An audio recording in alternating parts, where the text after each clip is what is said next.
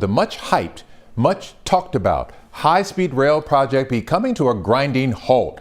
That's after the Trump administration cut nearly $64 million in funding for Planning Texas Central. That's a high-speed rail line that would connect Houston and Dallas in 90 minutes. But the project's backers say they have a solution. Troy Kless is live with the latest on this story. Troy? Yeah, Len, I'm here at Northwest Mall, which is one end of the proposed high-speed rail project that has gotten a lot of attention over the past few years. Now, opponents say that the feds made the right move to cut funding, but backers say the project isn't dead yet, and that's news that one Houstonian in particular is cheering tonight. Houston and trains have a long track record together. This is the old train depot downtown. Alan Perlman owns Papa Ben's Train Place, where an idea as grand as a bullet train between Houston and Dallas can be discussed at scale. I think it would be a good idea to get there in 90 minutes as opposed to 4 hours.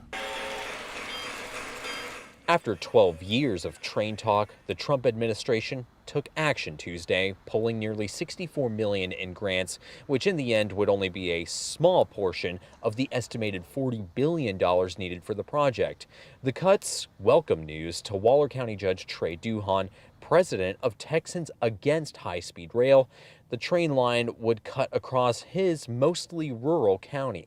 We've advocated from day one that they should have looked at existing right-of-way, should have looked at I-45 instead of going down and condemning property that's been in families and folks' generations of land. Right now, federal funding has been removed from the project, and there's a proposal to prevent state funding from being used for a project.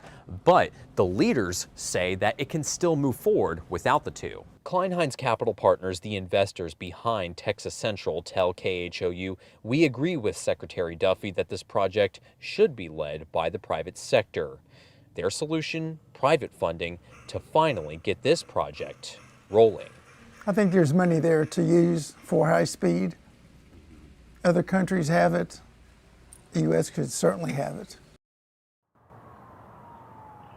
On top of the other concerns, Judge Duhon says that he has an issue with the property rights, safety concerns, and flooding risks as well, and where the track would be located.